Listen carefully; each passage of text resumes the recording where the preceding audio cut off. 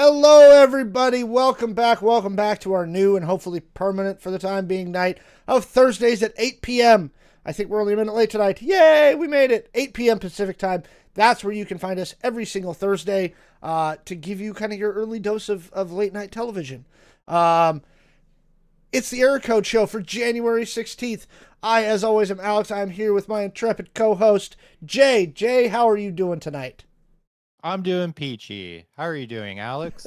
It's been a week, man. It's been a week. I've been crazy busy this week. It's weird because I'm not usually busy at my day job.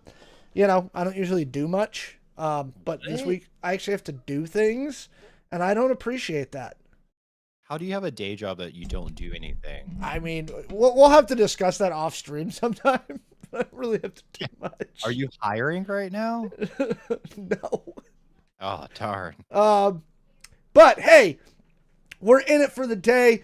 Everybody, it's nice to see you today. If you want to support the show and you are on Twitch, if you're an Amazon Prime member, you get one free Twitch sub for Twitch with Prime. So give us Amazon's money. We like taking Amazon's money. They're willing to give a bunch of money to Orange Man, so you may as well give us money. Also, if the other way you can support us, go to YouTube, subscribe to the channel. The other way that really helps us with the lovely YouTube algorithm, and boy, I've been talking a lot about algorithms on my other channels this week, is subscribe and share those videos. Hit the share button, share them to your Facebook. Just share. It really helps us out. With that out of the way, we're going to jump into our segments tonight. Normally we start with breaking news. There's really not a whole lot going on. They did a Switch 2 release trailer today, and they said that we talked about doing it for a full topic, but really there's just not much to say. It's the Switch 2. It's coming out. They're going to do a Nintendo Direct on April 2nd, so in about 2.5 months. Yeah, that's the entire show. Roll the credits. Thank you everyone for joining. Have a little bit. Yeah, there's not much to talk about as far as breaking. We are going to talk about some stuff, not so much breaking, but other news.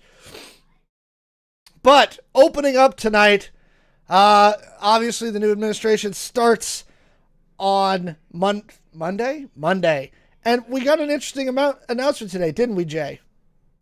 Yeah, we did. What is more American than watching Rocky, punching some slabs of meat, running up those stairs, and is it Philly? I think it's Philly. Just being like, oh yeah, him screaming Adrian after the fight. I mean, there's nothing more American. So with that, what if we appointed Rocky, Mel Gibson, and John Vault to be special ambassadors to this very exotic, far away place called Hollywood, California? What if we just did that? They could clean up Hollywood. It would be great. They can promote American ideas. I don't really know what an ambassador does, but they could do ambassador things in this other country called Hollywood, California. And that's exactly what Trump did. Trump appointed those three people to be special ambassadors to carry out his mission to bring up the Hollywood business. I don't really know. I don't think anyone really knows what's going on. We can only speculate. So yeah, I don't know. What's more American? How do you feel about this, Alex? First off, I wasn't aware that we needed to appoint special envoys to our own country. It's our own country, right? Is Hollywood our own country? It is our own country. It's Stallone, Gibson, and John Voight. John Voight was in Transformers. He's Angelina Jolie's dad. You've seen him in a billion things. He's been in a bunch of stuff. The minute Jay looked up his face in the pre-show, he was like, "Oh, that guy." That's right. It's John Voight, Voigt.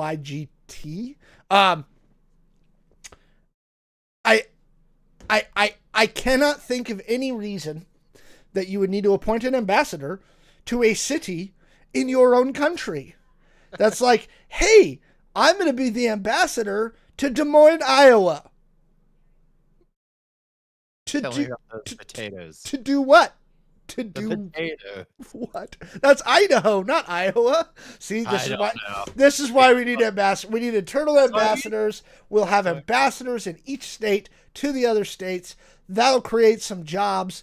The only other thing I can think of is this is some straight, like, German, like, we're going to make sure that you do not produce media that we do not agree with, right? Like, that's the only other thing I can think of. Is he's like, no, we're going to make sure you're producing the material that we want you to produce, right?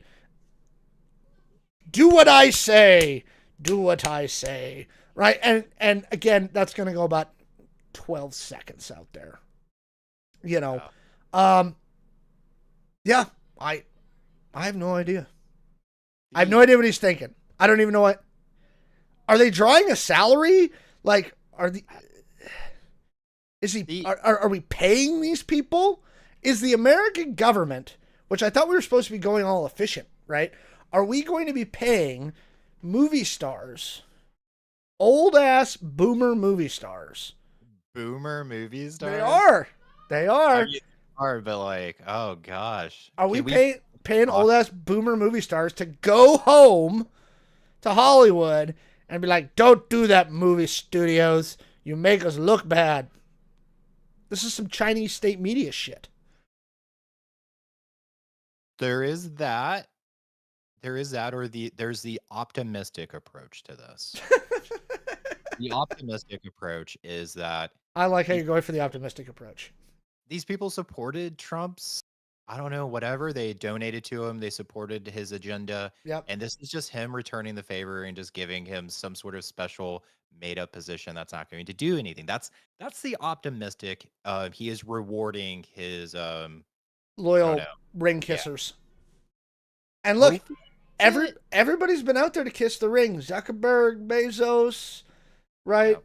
Everybody's been out to kiss the ring, right? Like, that's what it is. Somebody in the chat, again, because this obviously is happening in California, they want to strap fire rate to increasing the debt ceiling. I imagine that's what's going to happen, is they're going to strap fire rate to increasing the debt ceiling. That's not weird for a debt ceiling fight to stick it on a must pass to force the somebody to put it, as long as they don't stick a poison pill in it, which I don't put it past them to do. Strapping it to the debt ceiling is a better option than strapping it to some of the stuff they've been talking about. Strapping the California relief money to. So, does that make Trump Sauron? Asked the chat. No,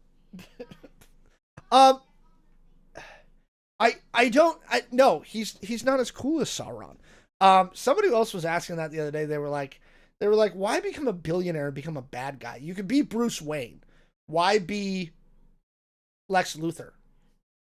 Like, true, yeah. Like, why would you pick that route? So, yeah, take that for what it's worth. We apparently need ambassadors for our own country now. Oh no. I don't know, but this is going to make America great again. Somehow. Yeah. Well, anyway, let us know what you think down in the comments below. Do we need ambassadors for our own country? What do you think that Sly and Mel and John are doing out there in California on behalf of the Trump administration? Let us know your thoughts. All right, while we're between topics, I will remind you once again, if you saw anything fun in the news this week or anything in gaming and politics and entertainment and all that stuff, go ahead and throw those in the chat, and we will try and get those at the end of the show. I actually got all my docs working this week. It's nice. So my chat's not in a weird spot where I can't bloody see it. Right? So yeah, I'm happy. Yay. Yeah, chat's still this last one. Man, I don't even fucking know what they're thinking. But they're doing stuff. Like you said, optimistically, this is just make work, and they're just going to sit around for 4 years doing silly shit, and then maybe we'll get our sanity back as a country. All right. moving on to our next topic. After much anticipation and many, many reshoots, we finally have a full trailer for the new Daredevil Born Again series coming soon next month. Actually, I think early next month to Disney Plus. This is confirmed. This has been confirmed as a continuation of the Netflix series. This isn't just we're going to keep using Charlie Cox.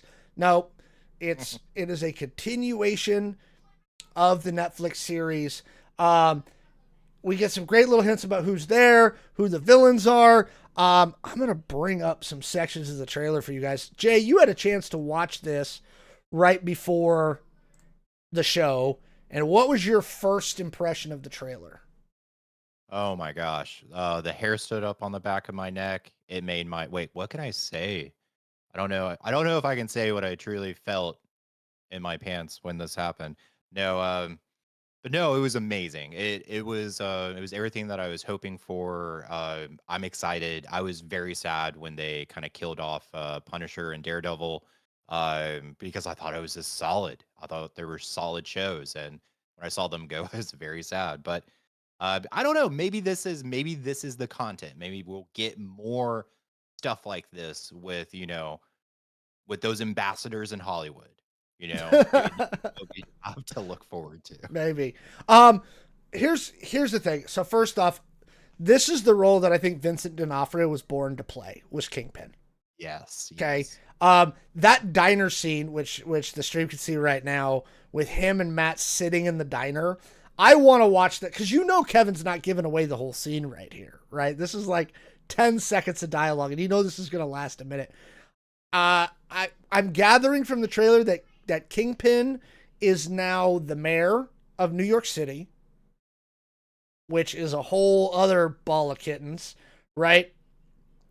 But him and Matt are sitting down for a nice, happy cup of coffee, right? They're like, hey, it's nice to see you again, in the most brutal way possible.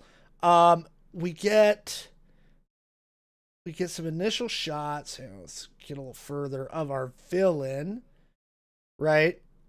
Here we go. Muse is the primary villain for the series. He looks terrifying.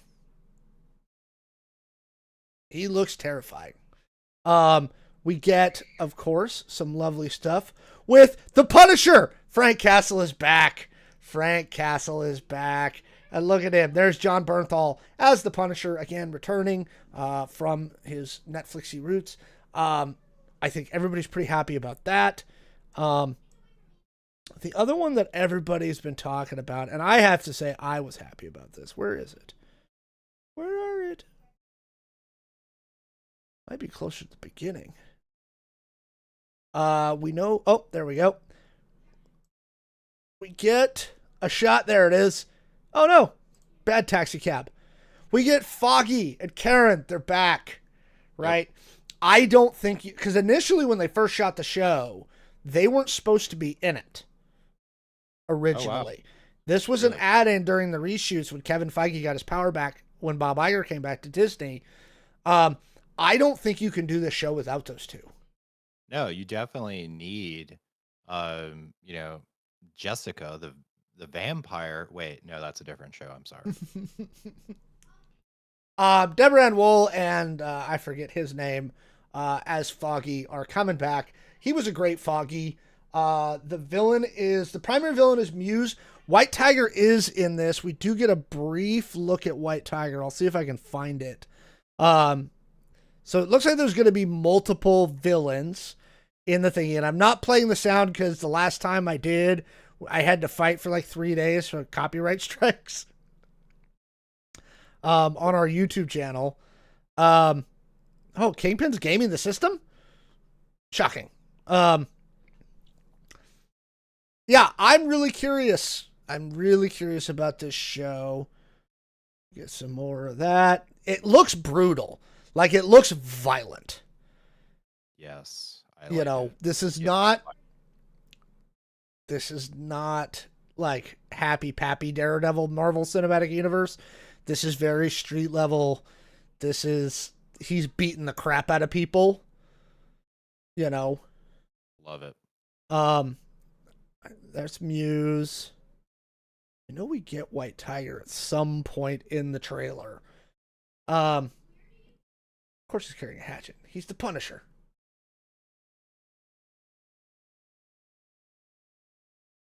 There he is.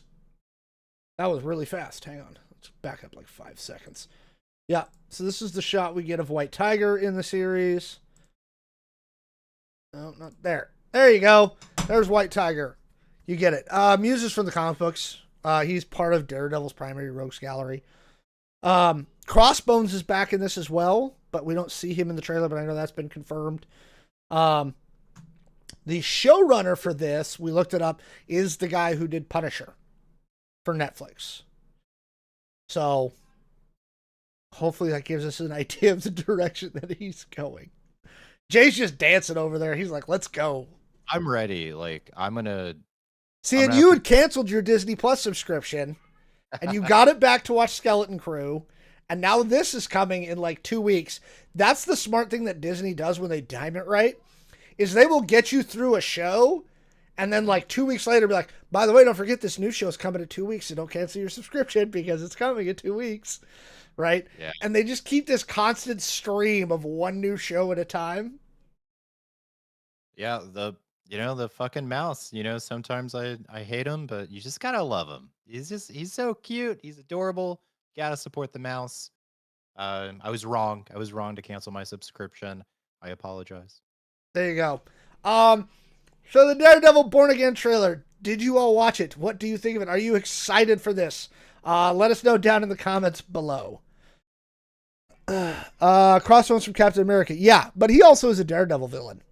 And he was in Punisher? The last season of Punisher, I think, on Netflix. I don't know. I'm going to go back and watch all the Daredevil and Punishers now.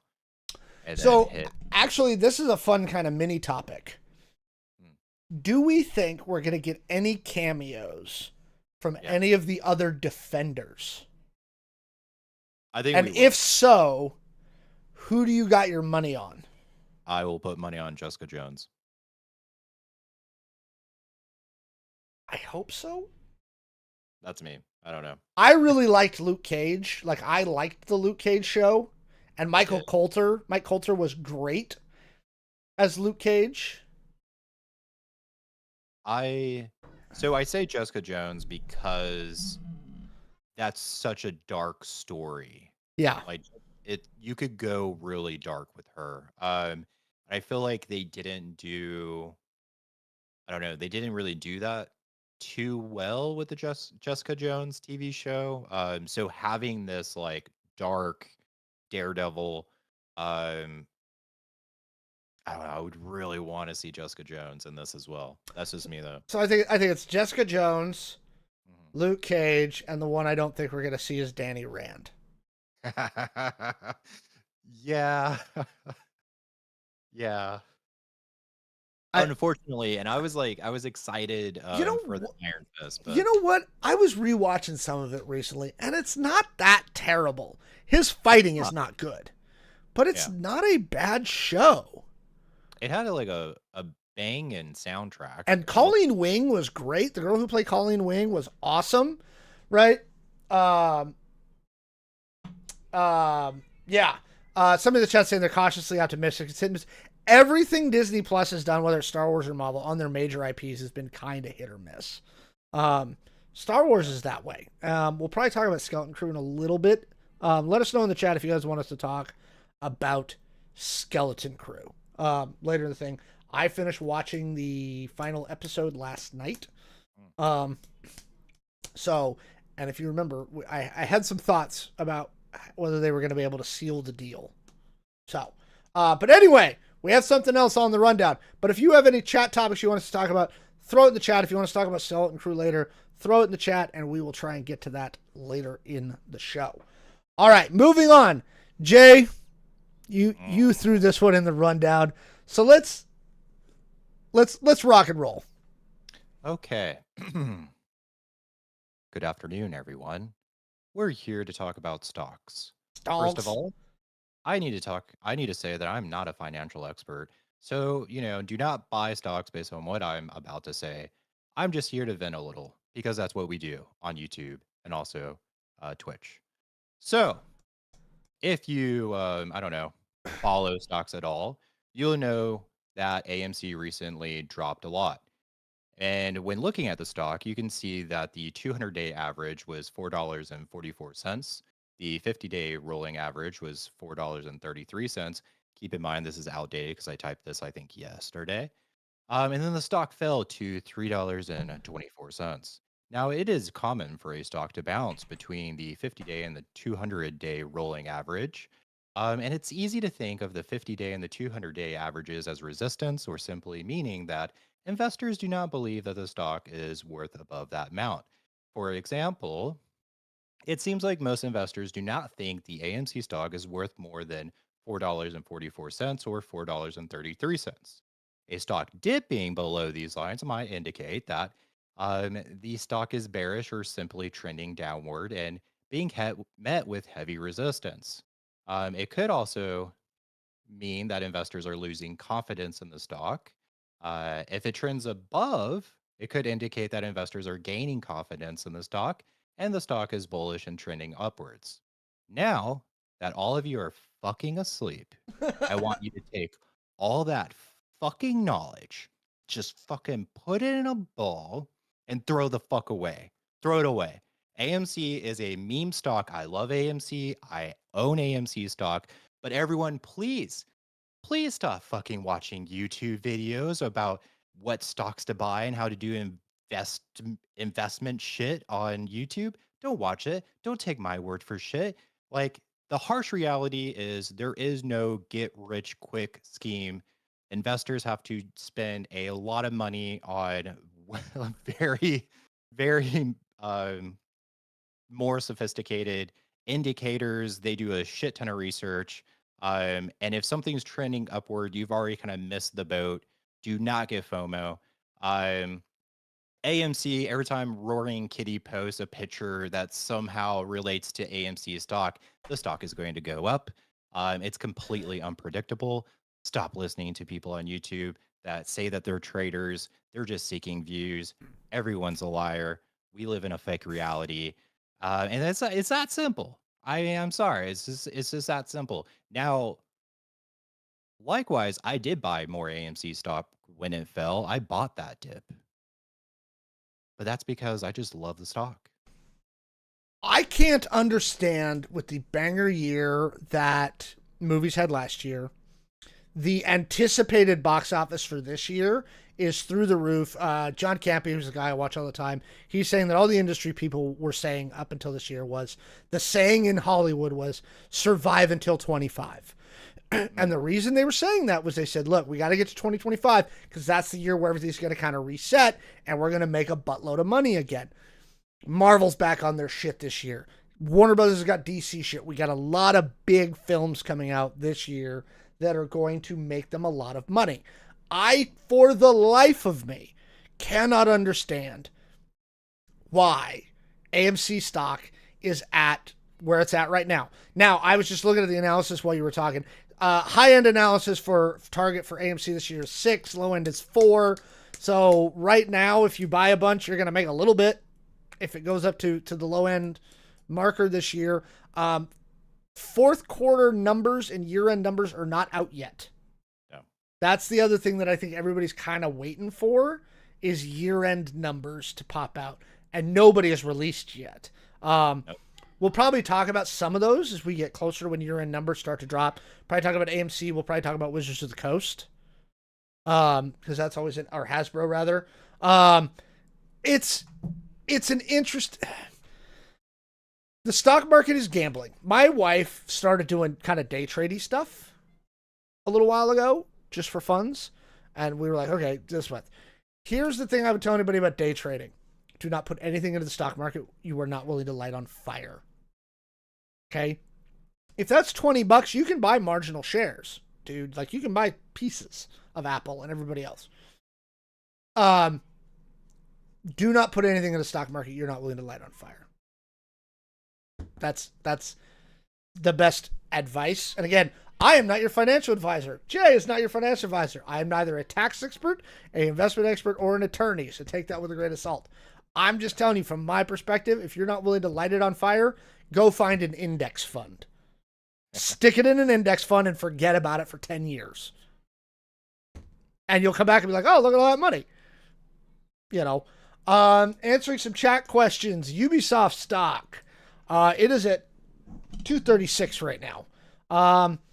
It's been in the 250 mark for a while. Rumor has it Ubisoft is trying to get bought out right now. Like, they have been pretty open about that. They're looking for a buyer. Maybe to Tencent. Ubisoft is looking to sell. They have some valuable IPs that I think that they need a complete 180. As for the other one that everybody asked about, GameStop is at $27.72. It's been floating in the $30 mark for a while now. I will say it. I kind of going back to AMC. I cannot believe that GameStop is still above AMC. Like, what the fuck? And that's the other reason why I can't figure out why. What's their market cap? GameStop's market cap is $12.39 billion. And AMC's is only 1.4. Yeah, this is why it actually doesn't make any sense. Yeah. Right? How much can one make for $20? Dude, if you people get lucky. Like, but that's what it is. It's hitting the lottery. You know, you could buy right now for $20, you could buy, let's call it 5 shares. We'll just round up. Right? You buy 5 shares of AMC. If it goes up to 10, you now have doubled your money. You've got $40.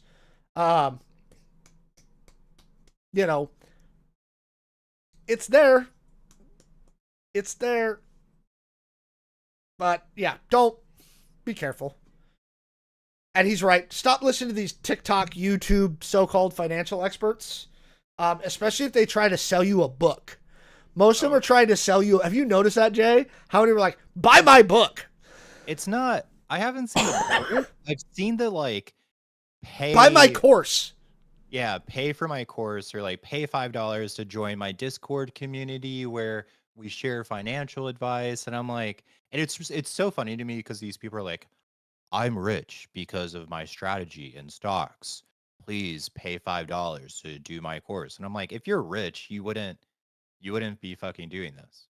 Like, no, it's fake. It's all fake. Yeah, it's all BS. Don't listen to those people. Are you invested? Do you like meme stocks?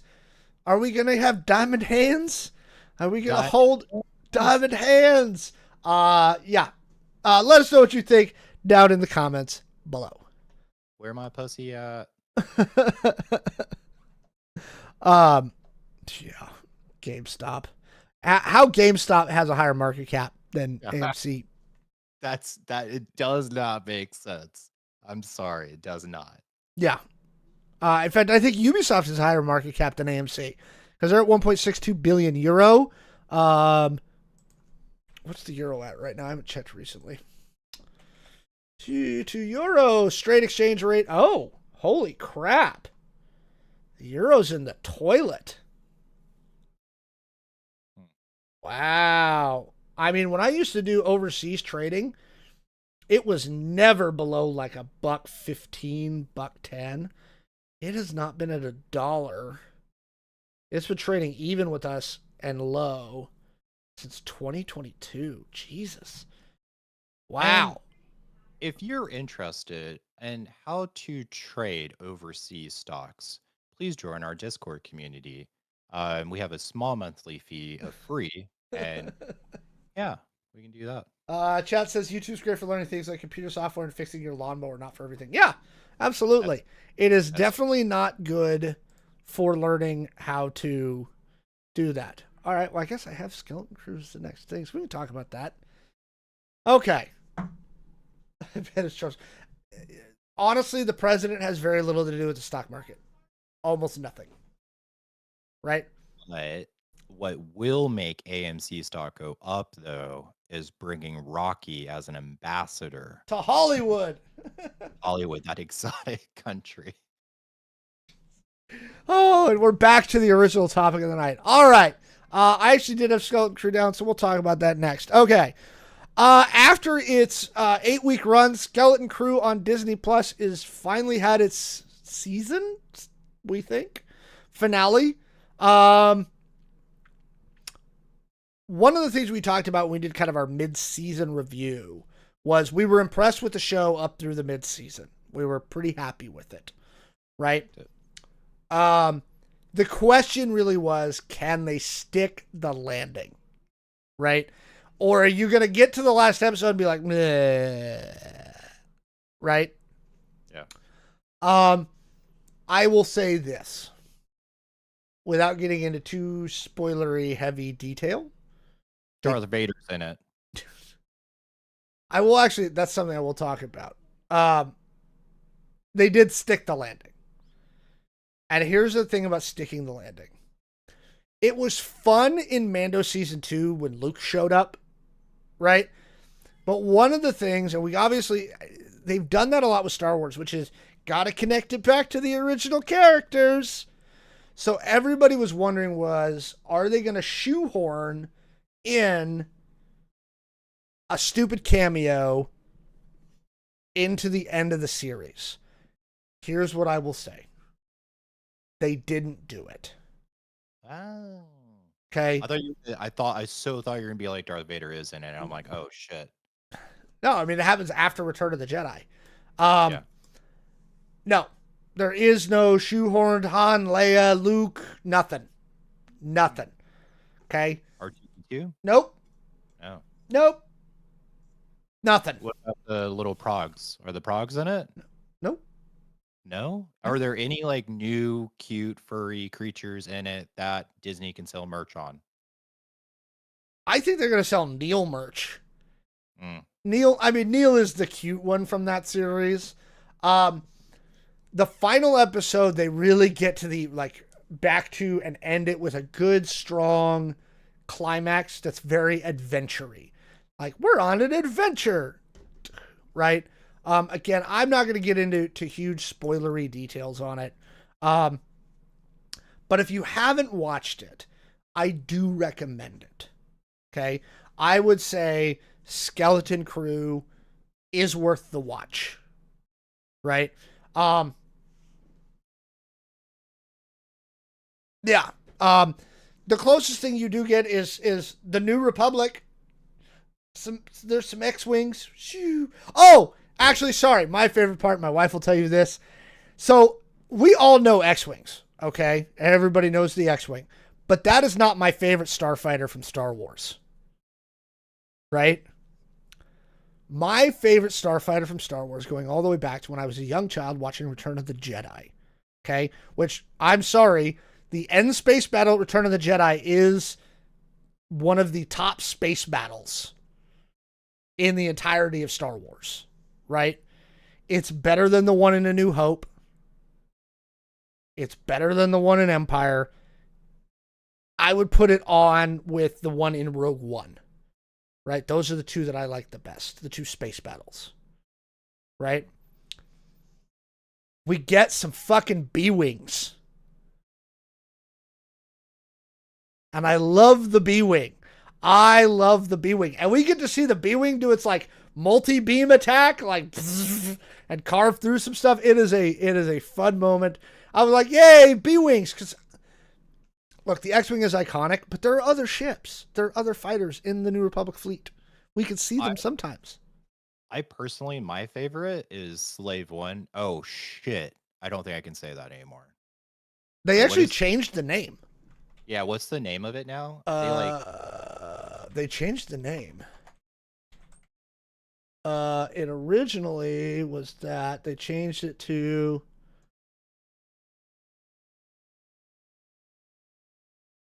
Boba just called it the Fire Spray. Fire Spray, yeah. Yeah. I'm sorry. Don't cancel us. I love the Fire Spray. But But I'm saying of the fighter ships, I love the B-Wing. Love the B-Wing. Loved that, getting to see something different in Skeleton Crew. I think this injects much needed life into Star Wars.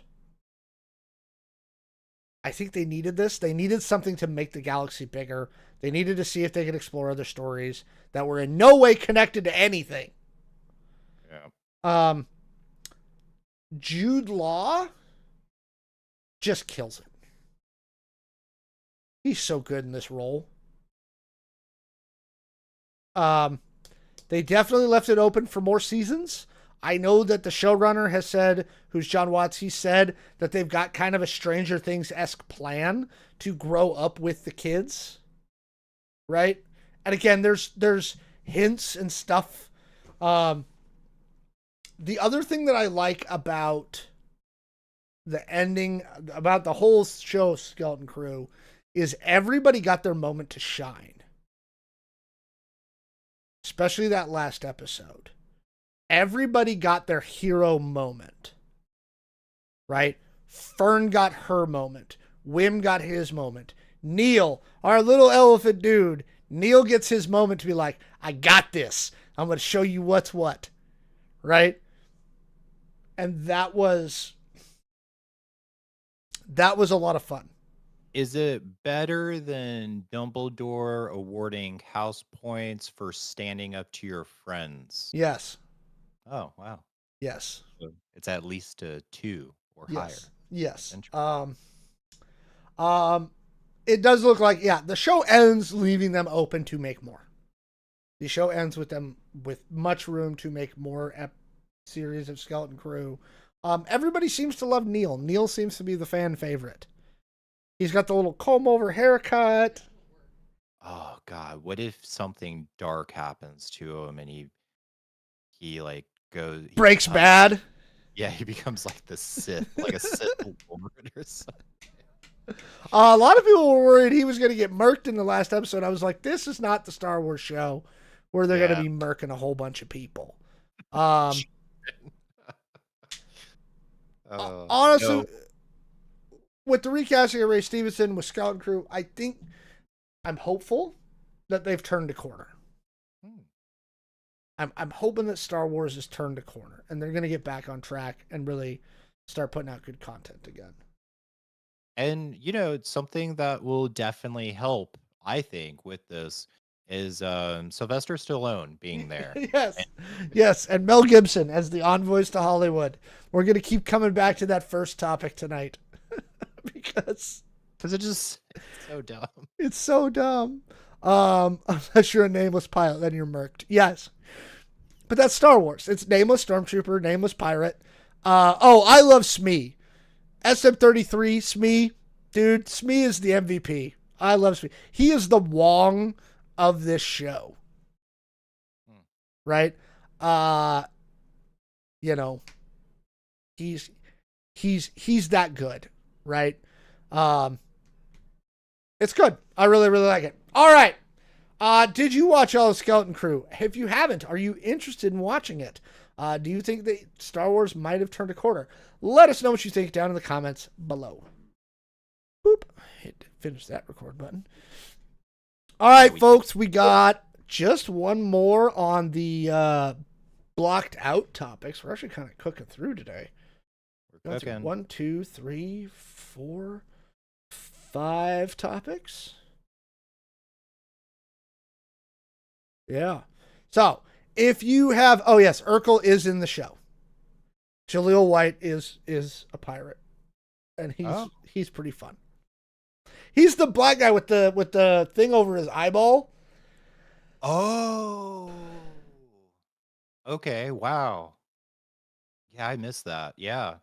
So we'll get Trump trying to buy Naboo. He's crazy enough.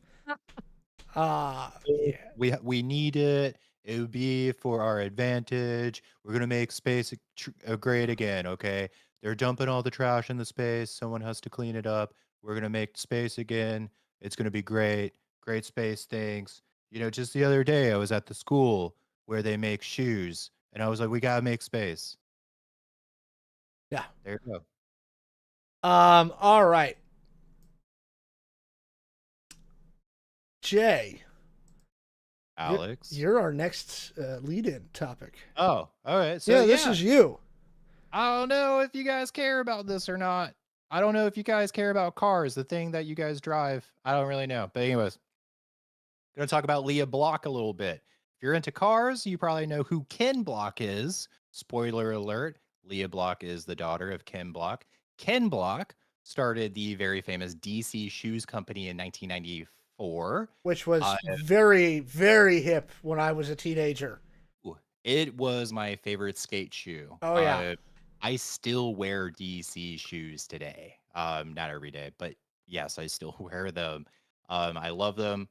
Um, then obviously everyone knows he went into rally car racing. One of my dream jobs, by the way. The only reason why I became an engineer is because I had this thought I was going to make a lot of money as an engineer. I was going to go rally car racing. Didn't work out that way, but he would then obviously go on to rally for Subaru and Ford, and he is most known for his amazing YouTube videos of stuff that he's doing with his cars. We all have seen them; they're amazing. If you haven't, please check them out. Unfortunately, Ken Block passed away back in 2023 in a snowmobile accident. Very tragic. But we're not here to talk about the legend, but rather the legacy. So his daughter, Leah Block, is starting to make some noise. Leah Block signed with Williams Racing, my favorite F1 team, and started racing in the F1 Academy season in 2024, and then re-signed for 2025. In 2024, she had two P4 finishes, and finished, I believe, in 8th place out of 21 racers. That's not bad for the 17-year-old. Yeah, she just turned 18. I'm looking at her thing. I brought it up the thing on her. She's 18 years old and is already placing an F1. Well, like F1 Academy. Yeah, I'm still saying, like, that's still an accomplishment. Oh, yeah, definitely. 100%. She's a kid.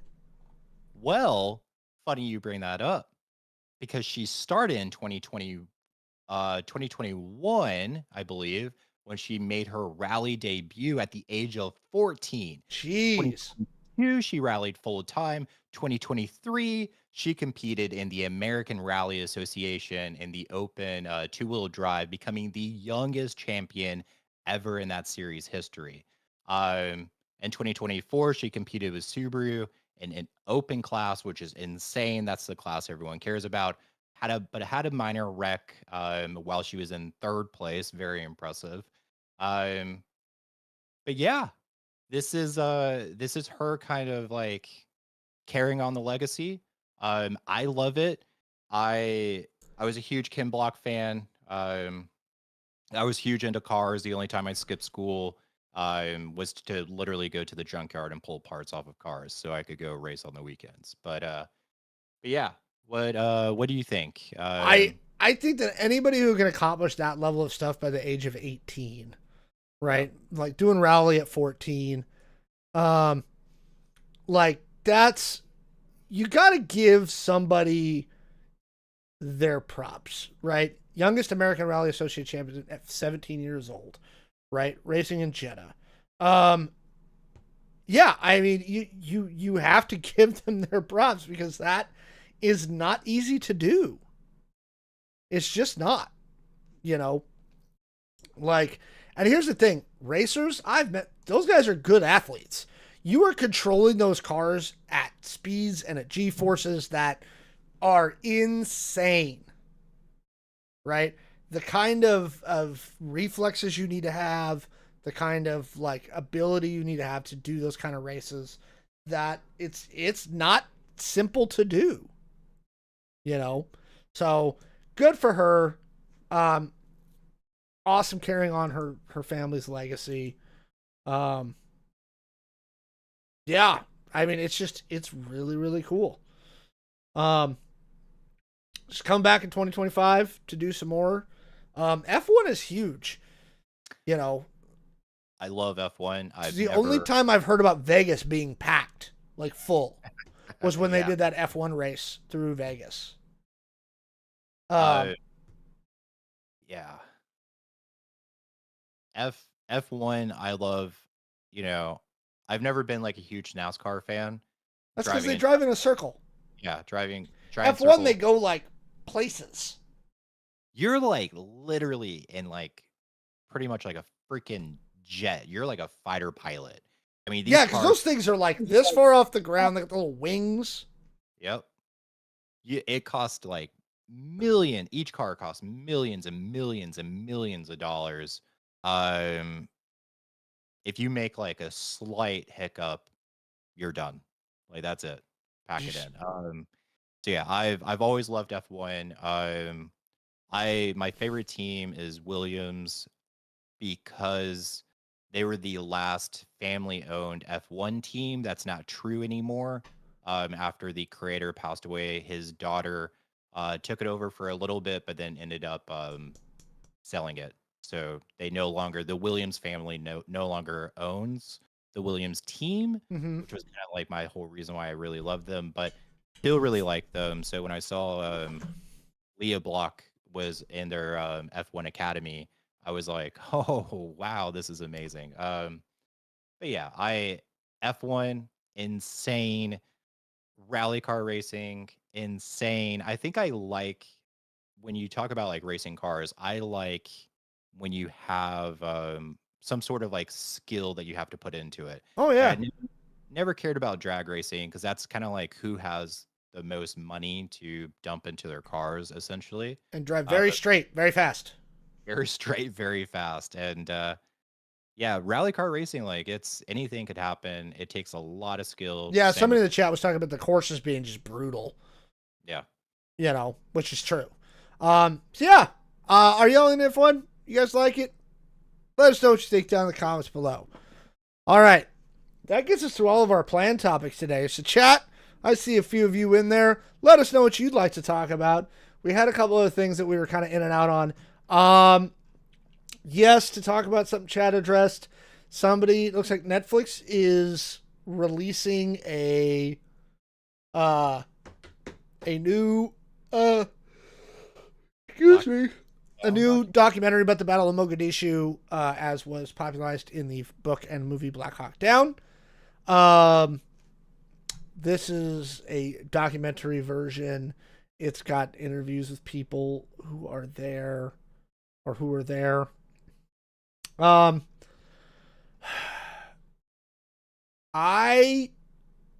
gonna be honest. I am not denigrating what anybody said or what anybody did there. My issue is I think that we've done there is some very bad stuff going on around with military culture and the like veneration of special operations forces and things like that. And this is not to denigrate the SOF community and things like that. But what it's done is it's put SOF on this pedestal, right? And it's causing problems in the veteran community. It's causing problems in the military community where SOF has been placed on this, special operations forces have been placed on this pedestal, and I don't like it very much.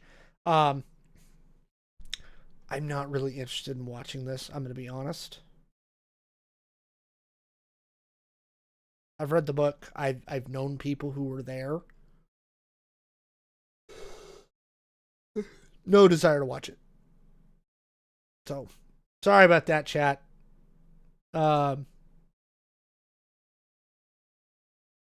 Yeah. So yeah, chat, you got a couple minutes. If you've got anything you want us to talk about, this is the first look at the Switch 2. There's a Switch. Yay, Switch. Right? It looks like a Switch. It's the original Switch. Oh, wait. It's bigger. Wow. What are you doing? Oh, no, Nintendo. Wait, what? What? Put in a USB-C charger. We got some stuff. Another USB-C port. Oh, we got a better kickstand. Not that little rinky-dink thing we had last time. Look how fancy our kickstand is now. Controllers. Oh, and we got to make those bigger too because the screen got bigger. And look, looky. Colors because we're Nintendo. So I'm Uh, guessing it's just going to pop in to the side there. So instead of sliding, I think it's just going to pop into the mm, sides yeah. where you saw them indent them before. So hopefully they don't have the issues with these ones that they had did at the release of the original Switch, because the first sets of Joy-Cons were like they had problems. Yeah, okay, so they're just gonna go boop. Yeah, no more sliding. Plug it in. It's bigger. Yeah. And if you guys at home are interested in becoming 20% bigger, please check out Alex and I's free ebook with just a purchase of $5.99 on how to get 20% bigger. It's very simple. It's called ice cream. The dock looks better. Okay, so we got the new base controller. Hmm. Somebody in the chat saying those side connectors are going to be its hardware failure point. It could be. I, They've been working on this for a while, so I'm guessing that they've come up with something. Um, yes, but to be sure, that right there worries me. yep. It does concern me a little bit. I want to know how well it's going to hold. I want to know why they released a trailer now. This isn't really worth recording for YouTube, but we'll talk about it for a sec. Why release this trailer now when you're not doing the Nintendo Direct for 2.5 months? I don't know. Like, we're not going to tell you anything until April. Good luck. Um, But what I can say is, I'm just really happy, Alex. You're really gonna take one for the team and buy um the new thing as soon as it comes out, I and you're just I gonna see how you I can break. I am certain we will. Right. At one point, I think there were 3 Switches in my house. Really? I'm sure either my wife or my daughter is going to want this thing right at launch. I don't know if you're going to be able to get it at launch.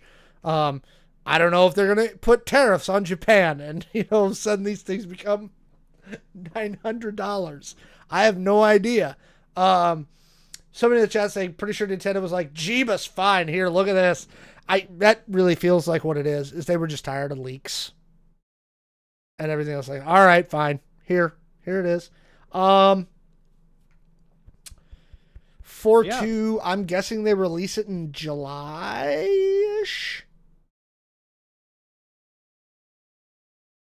Probably.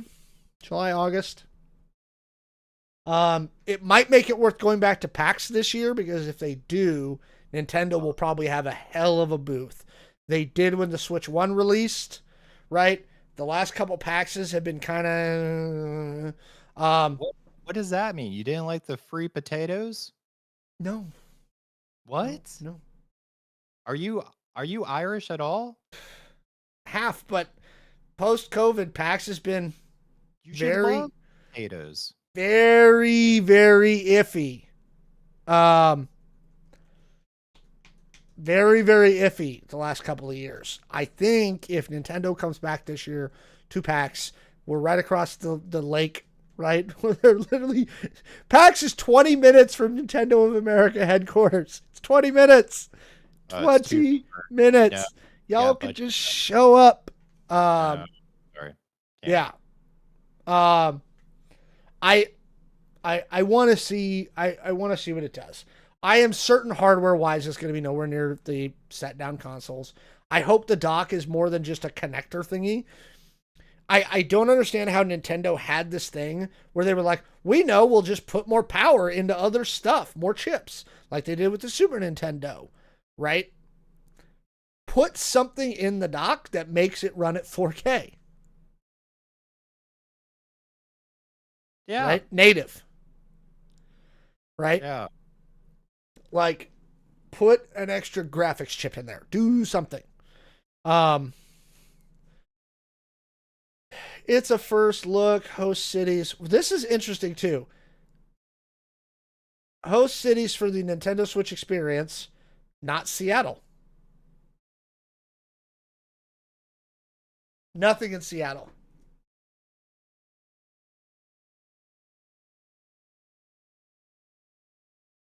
And Dallas? Really? I don't I don't get it. I don't know. That has there has to be some sort of kind of like data behind that on maybe they have Seattle on lockdown, so they're not going to like Why open. bother? Yeah. Yeah, just I I don't know. Could be. So maybe that's why they're going to Dallas because like historically maybe there's like some sort of data out there where Dallas I'm does sure they've very got poorly. something, but yeah, I just don't like it. Um No one likes it. yeah. So take that for what it's worth. Switch 2's coming. You know, at least we can see it now. It is coming. We know it's bigger. I'm certain I will attempt to get a hold of one. Again, if they come to PAX this year, it'll be great. Ooh, excuse me, folks. Chat, you got anything else for us today? I'm going back just to look. Somebody thought you said you were going to say male enhancement pills to get 20% bigger. I mean, that's what I mean, I if we're was. gonna sell like stonks and we're giving away fake crap, we may as well do male enhancement pills too. Might as well. Do Yeah. you have low T? Take this I thing. It's made out of tiger something. do. Like, I'm not sure if you can see this, but my T levels are very low. Look at that. That's how low my T levels are. Yeah. So I need some. I don't know. We might be getting I think it's likely we're getting our TikTok ruling from the Supreme Court tomorrow morning. That's why we didn't put it on the rundown tonight, because it's clear as mud right now as to what's going to happen. Any predictions, Jay? You think they're going to uphold the ban, or you think they're going to be like, nah? I don't know. I don't know. There's a you know I after what you told me in the pre-show, I think they might actually lift the ban to keep people from going to the other app, which is way worse. Well, since chat brought it up, yes. In fact, I can bring that up because I brought it up in my browser. So yes, for those that don't know, This is crazy. let's talk about where everybody's fleeing to. So with a possible TikTok ban imminent, right? And obviously the government saying, hey, we think the Chinese are stealing your data. TikTok refugees who are fleeing the TikTok app looking for the next place to land found their way here, which you can see on the screen now, which is a little app called Xiaohongshu. Xiaohongshu, my understanding is that most of the colloquial translations have actually been correct. If I'm not mistaken here, and from the stuff that I've been reading, Xiaohongshu actually translates to Little Red Book. And anybody that knows about the Maoist revolution in China knows what the Little Red Book is. This is the thing. Chad is confirming to me that the little translation is indeed Little Red Book. Yeah.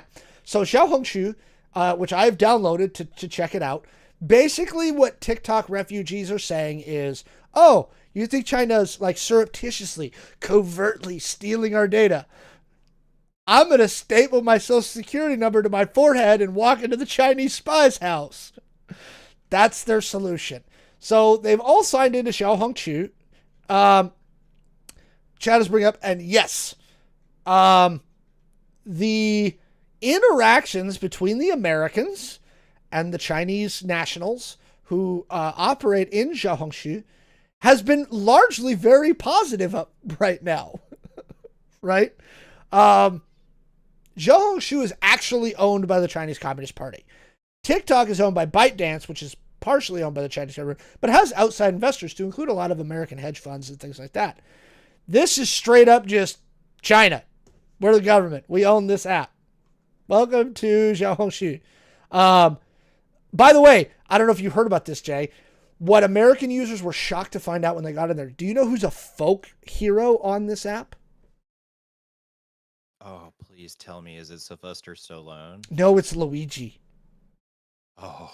Luigi Mangione is a folk hero on the Chinese social media app. Yeah. Okay. One of our people in our chat has obviously been following this like I have. Yeah. So, like, Americans helping Chinese kids with their English homework, cats and dogs living together, pure hysteria, right? I am greatly amused by this is the greatest troll by the American people ever. Oh, you're worried about China stealing our data? We will make the Little Red Book the #1 app in social media on the App Store. For days, it's been #1. Oh, we got more Luigi. There we go. For those of us who understand Mandarin, the entire app is in Mandarin. Yes, people have been trying to learn Mandarin, and there are people on the app trying to teach people Mandarin. Did you ever watch Firefly? Firefly. Oh, yeah. Yeah. You remember how they all spoke Chinese in that show?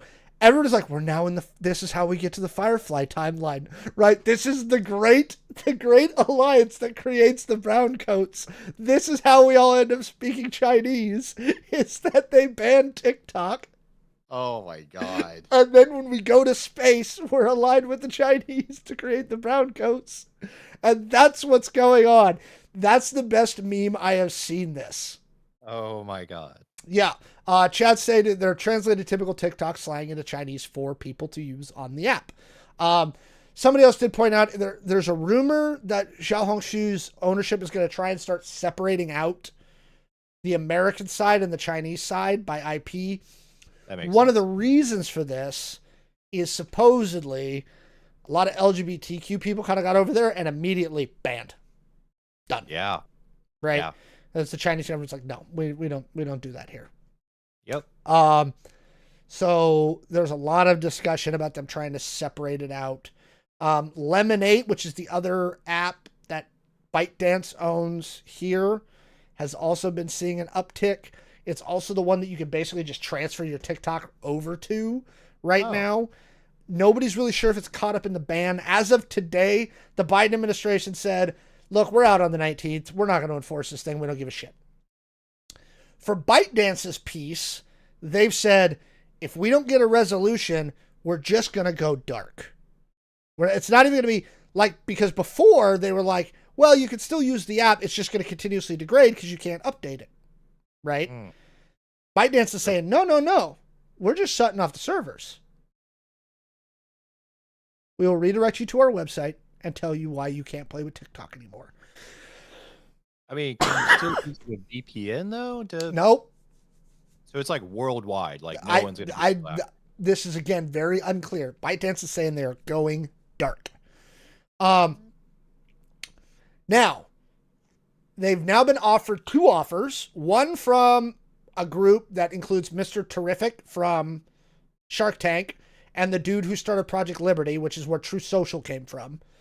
They've offered ByteDance $20 billion. Oh, shit. Mr. Beast came out yesterday. Oh, shit. And said, I got a group of billionaires. I'm making an offer. Right? Here's the thing. And I did this on my TikTok yesterday, and I'm going to repeat what I put on my TikTok and what many, many people on TikTok agreed with me about. You have to do it while you're dancing. Right? Ba, ba, ba, ba, da, da, da, da, da, da. Anyway, here's what I said about this specifically. Because the guys, the Mr. Terrific group, the Mr. Beast group, they're like, we just want TikTok America. We think it's worth about $20 billion. It's without the algorithm. It's not worth a fucking thing without the algorithm. It's worth nothing. Zero bupkis, nothing. I don't know. I think it's worth at least $1, Alex. I'd give them $1. Okay. Here's why. And we are on YouTube and Twitch right now, right? With like 9 viewers. And I'm going to add TikTok lives probably next week, right? I have never seen an application that allows you to build an audience, build a network faster than TikTok, right? We average in the dozens of views on our YouTube videos. I did a TikTok last night that got 1,100 in 8 hours.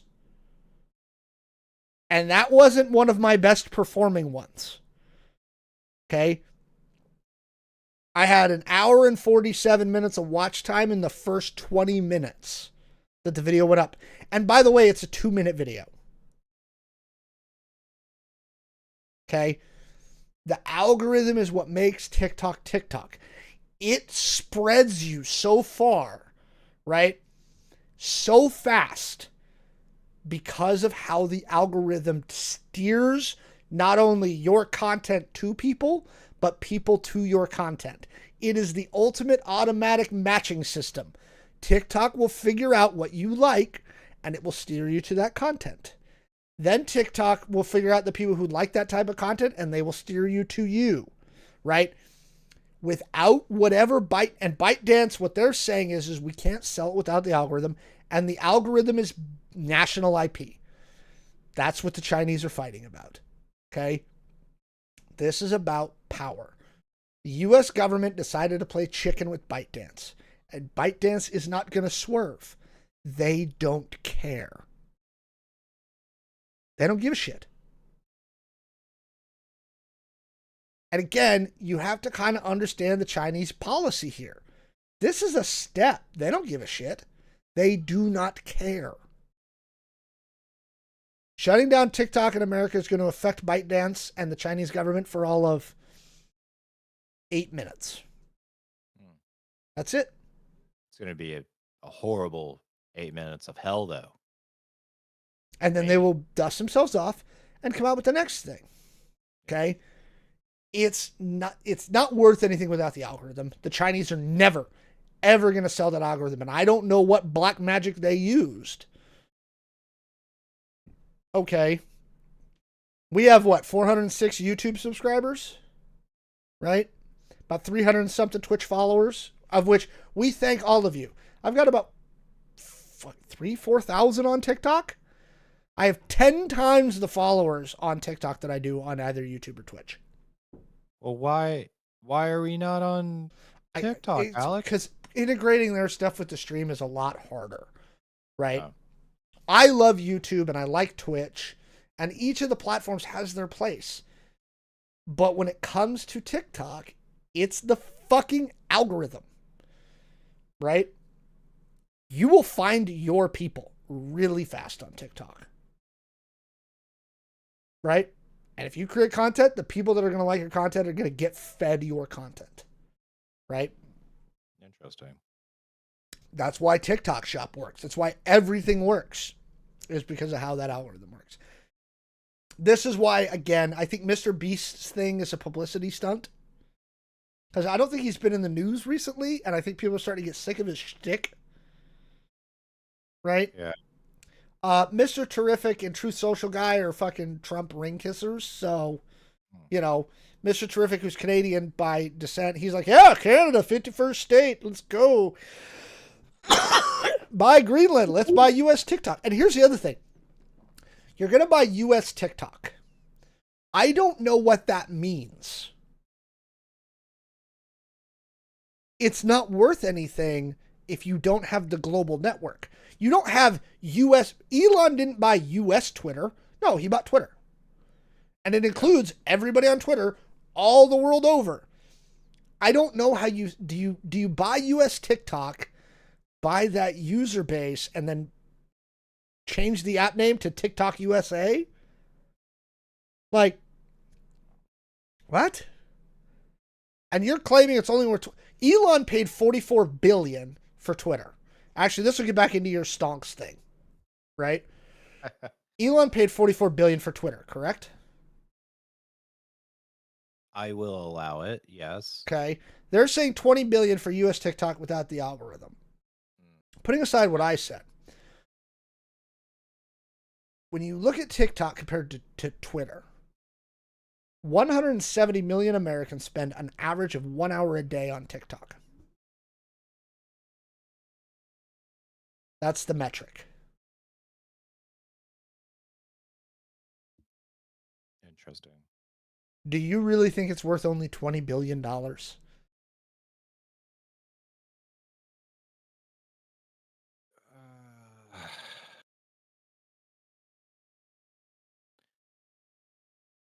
from an investor point of view, which again, offering a free introductory class to our whatever, no, do not.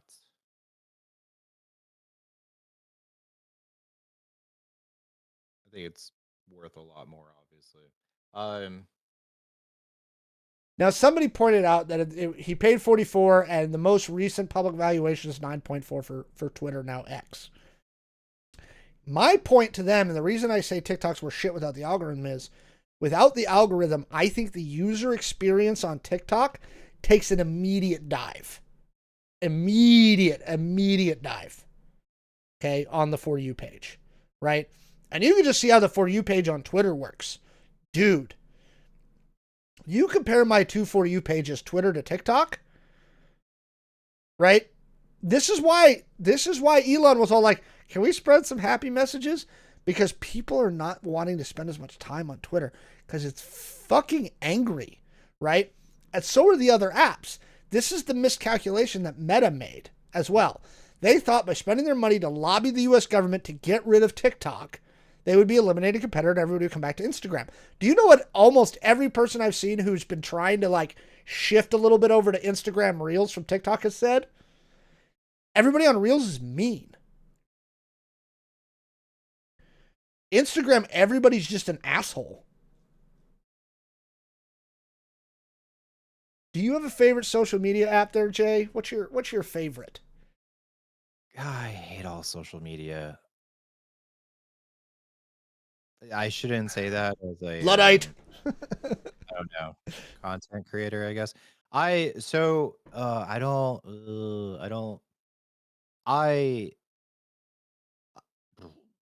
I like I like Facebook just to keep up with family and upload like pictures every now and then. Keeps us all together. I don't post on Facebook ever. Um, I I like Twitter. I've recently like started getting into Twitter. I like Twitter because there's a lot of,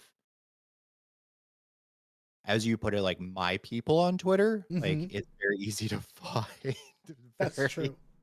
if you yeah, if you're under the age of 18, do not look up my Twitter at all. But um so I like that, but I'm not using it as a social media platform. I'm using it as like a I don't know, educational like I don't know, exploring phase. I never super liked TikTok. I think mainly because when it first came out, it was just really for like young people dancing. And I was like, Oh, it's whatever. so different now. Yeah.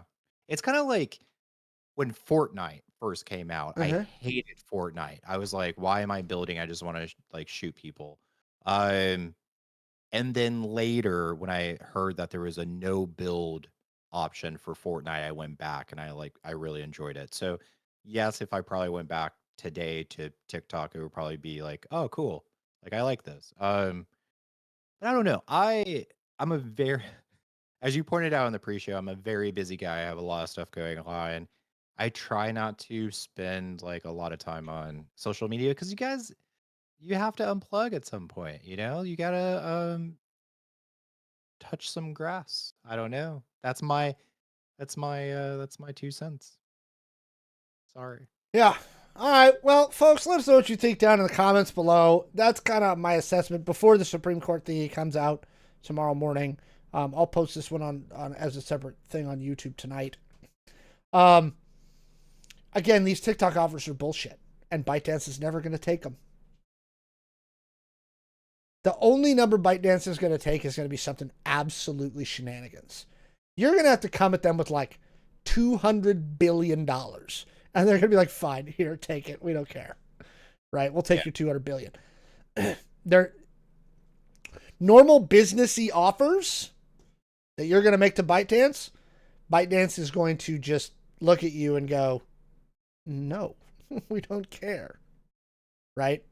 So take that for what it's worth. That's my final thought on that before we find out about the ban tomorrow. All right. Place Game Man from Epic is Unreal Tournament. That's the other one. This was the part of the Supreme Court argument that I actually latched onto the most, and the part that I agree with the most. And this is my thing that I think is on a level of bullshit, nearly with putting Sylvester Stallone, Mel Gibson, and John Voight as our ambassadors to Hollywood, right? Which is, they're like, we're worried about your data. And one of the things that somebody brought up in the arguments was, then why aren't you banning Tencent and Shein and Temu? Okay? Because Shein and Temu, they handle financial data. People are handing them their credit cards and their home addresses. They've got your name, your home address, and your fucking credit card. Okay? If you are worried about American data, and this isn't about we don't like not having control of speech on the platform, you're full of it. It's BS. Otherwise, they would have gone after more than TikTok. Tencent did get added to the DoD lists of suspicious companies. And they are. They absolutely are. You know, you're getting into geopolitics at this point, but that's why we all know it's bullshit. Again, if your concern is data, pass a data privacy law. A blanket data privacy law that applies to everybody, including Facebook, Twitter, and everybody else. Meta's mad because the Chinese government doesn't have to buy third-party data through proxies. Right? You don't think the Chinese government wasn't buying shit from Meta before? Doesn't everybody remember the Cambridge Analytica thing? Yep. Okay? They were just doing it through third parties. TikTok just cut out the middleman, and Meta doesn't get their cut. Right? Pass a data privacy law. But you're not doing that. You're mad about what's on the platform. That's it. You know, the other thing they kept saying is we have evidence that they're using it to manipulate people. Well, show us the evidence. It's classified. We can't. And I just saw Jay's eyebrows and go, yeah. Yeah, I don't know. I mean, there are studies out there that do support, and you can look this up. It's very public. The reports do state that they are turning the frogs gay. Oh, really? Yeah, there you go. Actually, so editorial stuff to answer chat. Yeah, Fox News, ABC, CNN, right? Like editorial manipulation. Absolutely. That was brought up in the court case. This is why I feel like this is going to be an interesting turning point. I was on Facebook for about 2 minutes recently. I couldn't do it. Like, I was scrolling through their app and it's not good. So it's not interesting. oh God. I do kind of love Facebook because people are just ridiculous on Facebook. There's like a community group where I live, there's a community Facebook group. I love going in there and just reading about like these Karens posting about like, oh, I saw kids. They're digging in the woods. Should I call the police or is there a separate number I should call because they're digging? And it's like, what the fuck is this? Also, another thing that I saw that I just loved. I actually posted this on Twitter. It's a screenshot of anyways, Netflix viewers sickened by new extreme X-rated series with very graphic scenes. I saw you post something about this. And I was like, well, here you go, Alex. This is going to be the next weird Netflix thing I watched. You look it up. The title is Super Sex. And literally it says it is it's a show about an Italian porn star. And it's like, how can you, what? Why are you like sickened by that? It's like literally sex is in the title and then it's about a porn star. Like, yes, there's going to be X-rated content in there. It's people get people aren't or not offended by weird things. But speaking of that, yes, and somebody brought this up in the chat. The Supreme Court did yesterday hear arguments from the adult entertainment industry. I actually need to get a guest on to talk about this. I have a guest who was involved in the very early era of internet porn. Right? What? He was in the industry as this was becoming a thing in the 90s. Right? What? Going all the way back. He's been on the show with me before. His name's Michael. Some of you will recognize him. Obviously, if you don't know, the Supreme Court or the state. Sorry, let's go back. The state of Texas and I want to say the state of Florida set laws in place that said you have to age verify if you're a porn website, like Pornhub, right? And so what Pornhub did was they said, fine, we're just going to shut down in your state, right? Now you can get around it with a VPN, but they're saying, look, if they say they're coming from your state, you can't access our site. Screw you. I really want to know why. Have they blocked Reddit? That's the one I want to know about. Or just Twitter, like, or Twitter, right? Because Jesus. But let's put that aside. So they were sued by industry groups, right? Because if you don't know, these groups, like they form little like lobbying groups and things like that. And they sued and they said, hey, this is a violation of the First Amendment. Porn is our right to free expression, right? And it's not our responsibility to make sure you're the right people reading it. Initial reporting shows that the court is look, they're going to uphold the law. They're going to do it. This bunch of Christian nationalist wackos, Alito and Thomas, going to uphold it. Amy Coney Barrett, going to uphold it. The three liberals probably won't, but then you're like Gorsuch, you need Gorsuch, Kavanaugh, Chief Justice Roberts. Two of those three have to break to the liberal side, which has happened. Most often Gorsuch. He is the most regretted justice from Trump's first term. I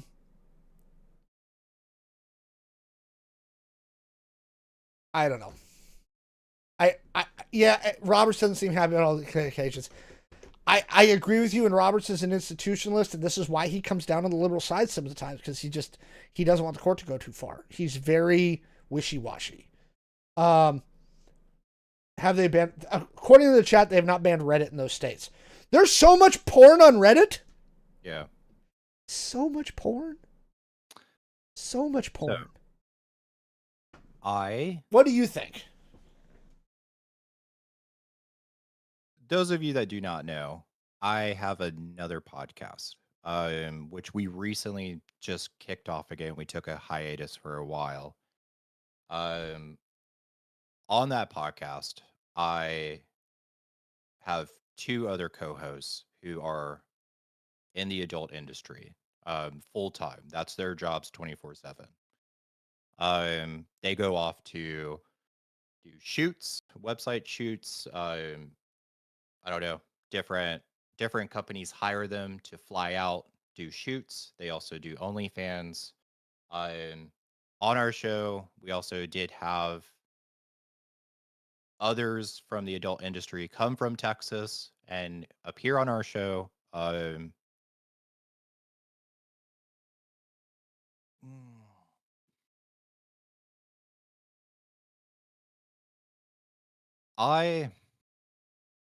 Yeah. It's so interesting how to phrase this. I come from a very religious background where fornication is a sin. It's bad, right? I obviously broke away from the church. I took a very different route in life. Yeah. For those of you that do not know, like I'm in the BDSM scene, right? For a long time, the only friends I had in the Seattle area were in the porn scene area, I guess. But I honestly, so like my thought process on this is I honestly do not understand. Like, yes, children should not watch porn. 100%. I Yes. support. Yes. Um, However, when you're talking about adults here, there are much bigger issues in our country to go after than porn. Like, I don't understand why, like, the South is stuck in like the 20s. Uh, it's very weird to me. Yeah, it it seems like they want to crack down on porn and the adult industry more than we want to crack down on like gun laws and stuff. And that's me also coming from, I do own guns legally though. I went through the actual process. Um, I don't know. We spend so much time and energy, I feel like, to go into this like issue that, okay, backing up a little bit. On that other podcast, we did a whole series on William Marston. William Marston is the creator of Wonder Woman. Um, let's see here, blah blah blah. Getting to the main details here. The Catholic Church went after DC for Wonder Woman. Now, those of you that do not know William Marston, there's books out there by him. He founded disc theory. He had a degree in psychology. He had a degree in law. He did a lot of work on the first like lie detector. He was in the military. He worked for Paramount Studios, Nickelodeon Studios before like Children Nickelodeon, back when they were a movie company. He wrote books. This guy did like kind of everything.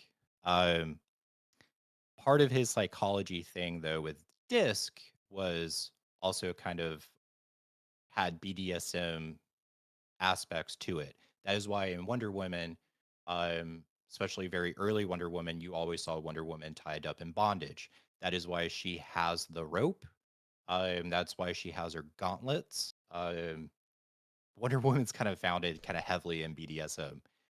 The Catholic Church hated this. They were burning Wonder Woman comic books and the whole DC logo. So be obviously those of you that know, originally it was Detective Comics. The logo was a stamp. And what DC did was DC created an advisory council that would go and certify their comic books like this is safe for children to read. Well, then they Stamp. created the Comics Code. Yeah, well so that's where this story is leading. There was a court case that key members of the Catholic Church like really kind of try to bring out. It was a conflict of interest. DC was paying this council to approve their own comics, so that's a conflict of interest. So that's when you have your comics code come out, and that's when, unfortunately, you see Wonder Woman literally become a secretary for the Justice League for many years. Also, like Batman couldn't have relationships with Catwoman because she was a criminal. There There's a whole were a bunch lot. of stuff. Yeah, it was a whole bunch of things. And it's so stupid. So the whole point of that little ramble is it's so stupid to me that people spend time and energy to go after, right, a comic book. A comic. Like, what are we doing? I don't. So Uh, a lot of this argument comes down to, and this is different. Somebody in the chat pointed out it's liability for Pornhub. That's why they're shutting themselves down in those states. They're saying, look, we don't want to get sued because you guys can't keep your horny teenage boys off our website. There was a stand-up comic who did a good bit about this, and I wish I could remember who it was, is the problem with internet porn is when we were kids, we had to learn a trade. We had to learn how to steal. Okay? If you wanted porn, you had to learn to either steal it from your dad or steal it from the store, right? It's too easy to get there. My issue to this one comes back to the TikTok thing. If this was about protecting children, Twitter, Reddit, so many sites that kids could just get on, right? All these places. It is not hard. From the early days of the internet, and I remember this from when I was a child, Wasn't hard to find porn. And if you're a motivated 14-year-old boy, do you know what you're gonna find? Porn. Right? You will find your way onto 4chan. You will find your way onto somewhere that's got what you're looking for. Okay? How to stay up late to watch Skinamax. Yeah. Right? Okay? Late night Cinemax, baby. I'm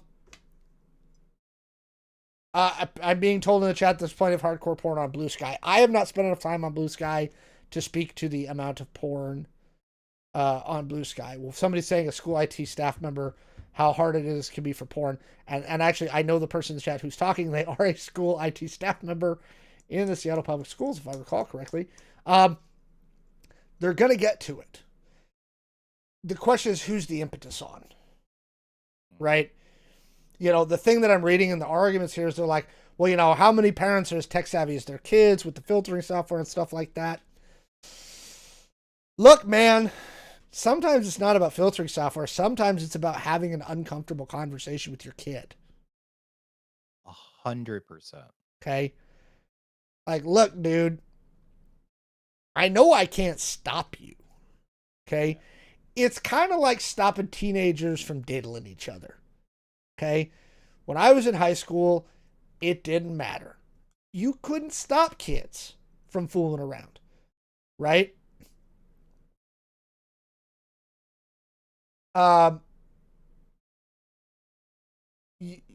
You have to be willing to have a conversation with them.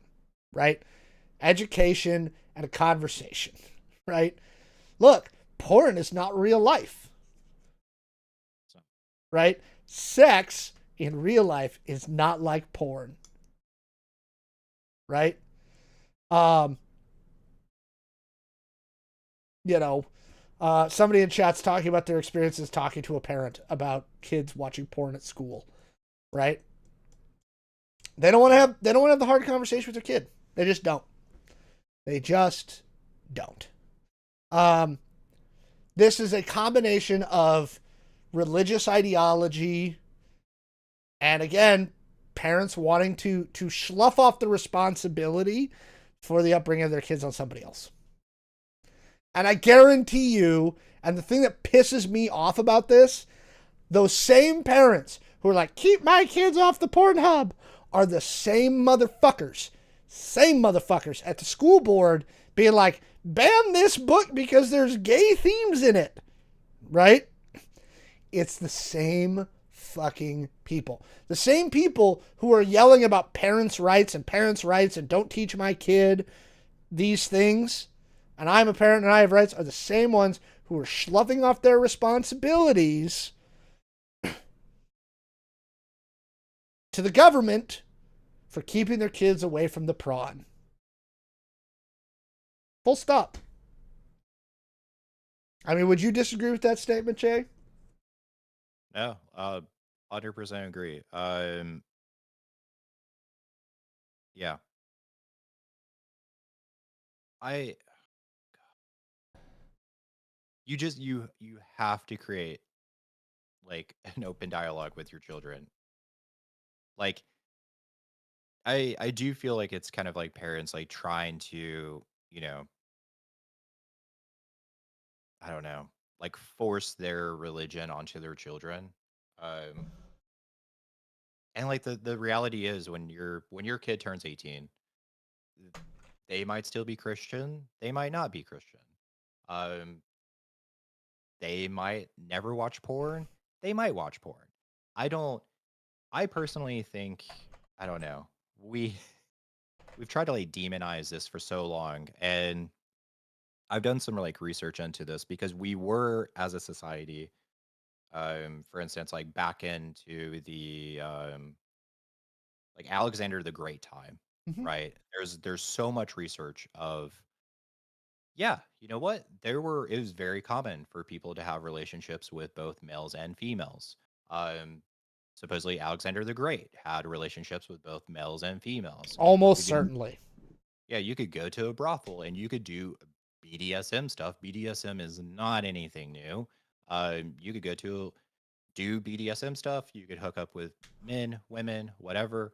Um, So when did it become an issue? And the whole, like, when it became like kind of demonized and became a shameful act is when the church rose to power, the Catholic Church to be very specific. And that has really like driven this whole kind of like shame sex kind of focus here. Um, which again, not everyone follows your religion. Like, I don't know. I don't just free the nipples. Just free the nipples. Amen.